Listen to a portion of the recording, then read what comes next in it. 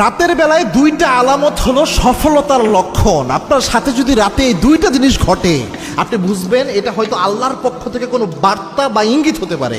গুরুত্বপূর্ণ বিষয়, আমরা অনেক সময় এটা এড়িয়ে চলে যাই, কিন্তু এটা খুব জরুরি একটা আলামত বহন করে। তার মধ্যে এক নাম্বার হচ্ছে, রাতের বেলায় যদি আপনার এমন হয় যে প্রায় রাতেই আপনি খুব ভালো ভালো স্বপ্ন দেখছেন, খুব পজিটিভ স্বপ্ন দেখছেন, কাবা ঘর জিয়ারত করছেন, অথবা বিদেশ সফর করছেন, অথবা কোরআন পড়ছেন, নামাজ পড়ছেন, অথবা ইসলামের কোনো জিনিস দেখছেন, অথবা এমন কিছু দেখছেন যেটা ভালো আলামত বহন করে, এরকম কোনো স্বপ্ন, এটা বুঝবেন এটা সফলতার আলামত হতে পারে। কেননা ভালো স্বপ্ন আল্লাহ এমনি এমনি দেখায় না, এটা একটা গুড সাইন।